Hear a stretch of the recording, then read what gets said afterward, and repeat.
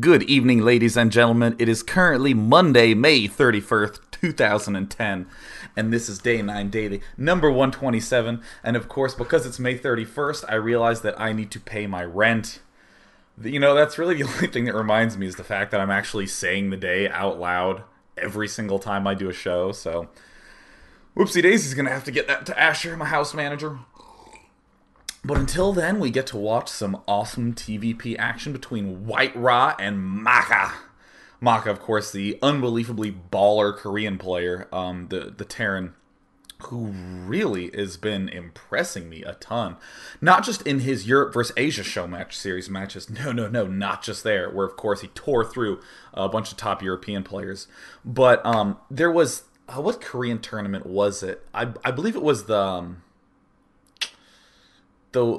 it's one of three, okay? It's either the PLN Kaspersky Cup or the 17173 SC2 tournament, the World Cup, where he played this fourth place match on Metalopolis against Czech and just forced to win.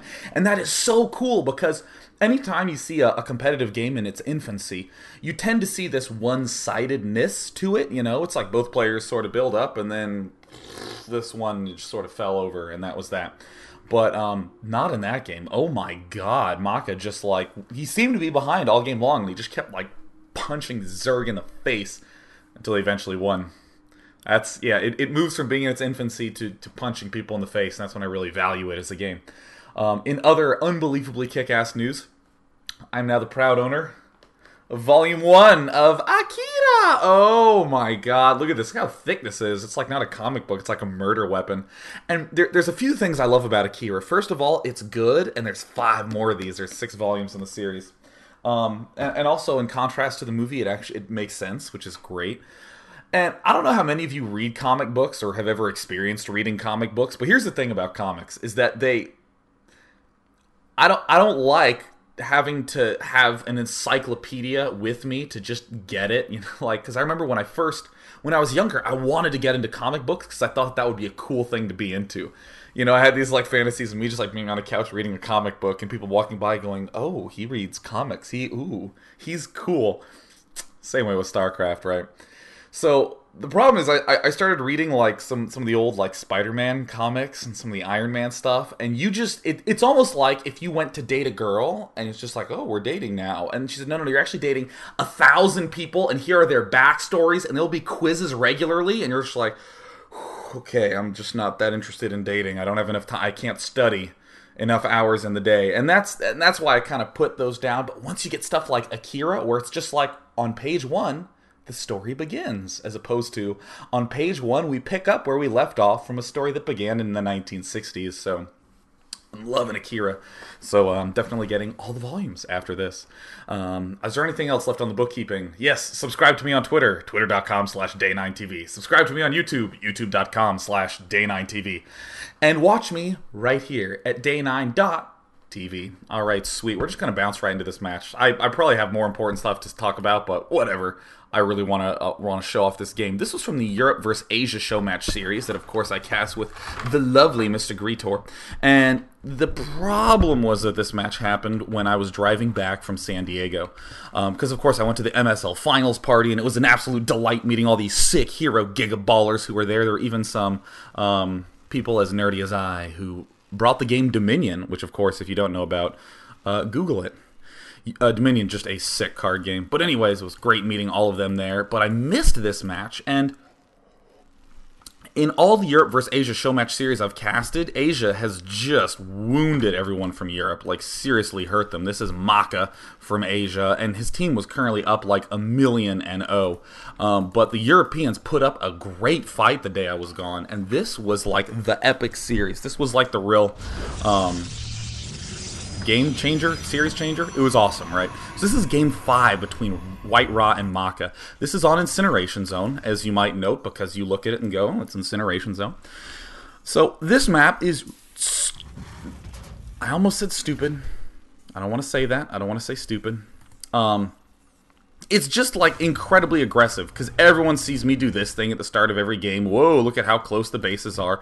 But one thing that you probably don't see me do is go, hey, look at again how close the bases are. This backdoor is also a huge threat to deal with. And of course, White-ra being the huge threat to deal with, doing a little bit of probe zap in action. We'll come back to that in a moment. But basically, given these two incredibly short attack distances, you're just leery to expo ever, no matter what. Now, White-ra doing the smart thing. He's sending his probe out after he built a pylon on 9. Typically, you don't really want to be doing that. Like on a map like Blistering Sands, you might be a little bit leery of it because the distances are so far. But on Steps of War, on Incineration Zone, you can really get into your opponent's face with a probe and pull a lot off mining. I mean, look at this. Already, we have a third SCV by Maka that's had to be pulled off the money gathering route. And White-ra, don't lose your probe. This is why probes are the strongest worker in my eyes. Even though they have 40 hit points, you just do a little zapping, run away, and then you begin healing. Look how fast those shields heal. So already Maka having to do repairing, having to deal with obnoxious stuff. And Maka already did some really smart stuff. Notice that this little region here, you can even see a little bit better on the mini-map. He scouted out this region, made sure that there was no cheese incoming. And of course, there is no cheese incoming from White-ra. He is in fact just expanding normally and building the pylon here, a nice little spotter pylon, getting some more vision. Nothing wrong with building it here or at this back corner by the destructible rock. We love White-ra. We think he is great and fine and well and good. And by the way, once the viewer count gets really high, I'm going to make a brief statement about my Blizzard slash Activision opinions, because a lot of people have been asking me about that. But look, already the probe has left a victim. We see a carcass of an SCV that's already seeped into the ground because it's been dead for so long thanks to this probe. And look at how fast he heals shields. It's kind of a cool switcheroo that they did from StarCraft I to StarCraft II, having these probes do so much damage and having these shields regenerate so quickly. And ooh, there goes the Marine. Doing a little bit of wounding action. So, of course, Maka going to make 2 Marines. Nothing extraordinarily exceptional at this point. Just continuing to get his orbital command, get gas. Probably going to be building up after he gets this factory. You know, normal tech pattern at this point in time. Barracks straight into factory. And White-ra, we're going to see him do something that is very White-ra-esque. Well, he'll do it once he has 150 gas. He's getting a starport. You may have thought that I had just been delaying the word starport, but really I was just commentating in Slytherin there for a moment. A little Harry Potter humor to begin the day, right? So, skipping Warp Gate, and this is an interesting thing to note. A lot of people were critical of White-ra, including myself, in the Team Liquid Altitude Invitational matches, which of course will be uploaded very soon. They just need to be FTP'd to Team Liquid so they can get them up on their YouTube.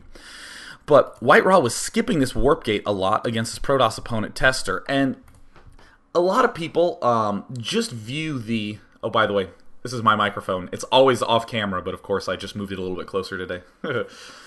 So, a lot of people were watching White-ra against Tester, and White-ra was skipping the Warp Gate, doing a whole bunch of other fancy stuff with his gas, and a lot of people are going, well, why doesn't he get Warp Gate? It's just 50 gas and 50 minerals. It's basically free. Kind of, right? It's not quite free, right? And this, I think, is a misperception that comes from not having the game be around for years yet. It's only been a few months into it. Because a lot of complaints, I want you to just note a lot of your internal complaints, a lot of things that make you just go, ugh, about StarCraft II at this point in time. A lot of them are just because it is a new game. Micromanagement. What is micromanagement? Well, it's not, oh, the units behave like this, period. You know, like, oh, it's not cute behavior of units. What micromanagement really is someone saying, okay, I'm doing this strategy, and I'm about even with him. Is there some way that I can get away with doing blank? And then, well, yeah, sure, maybe if I control my units a little bit better. In fact, I was actually doing some training matches with Zion the other day, and I opened up 2-gate Zealot, because that's what I do every single Protoss vs. Zerg, with extraordinarily few exceptions. Love 2-gating. I opened up with 2 gates, and he went for Zergling Baneling against my 2-gate, just 1-hatch Zergling Baneling. And that sounds like it rapes me on paper. On paper, comma, that sounds like it rapes me. No, it sounds like it rapes me on paper. That's sorry. Misworded that a little bit. But the fact remains that I saw this and I was like, oh yeah, if I can spread my zealots out, I can minimize this damage. But of course, I don't want to spread him out too much because then his speed zerglings will surround my zealots. So it became this really cool situation. We were kind of like rearranging all our stuff. And when I went back and looked at the game, we both looked pretty damn sexy. I'm not going to lie. He's like trying to pull my zealots around with his zerglings and get his banelings in there. And we've already only just talked about 3 units, but we've already had something cool. It's just because the game is in its infancy that we don't get to see micro really erupt yet, because players can still win by just making the money army, attacking with the money army, and winning with the money army. They don't have the cutesy army that they can try to get away with stuff with. So, same thing works with resources. There are so many things in Brood War that you take for granted really how extraordinarily cheap they are. I mean, for instance,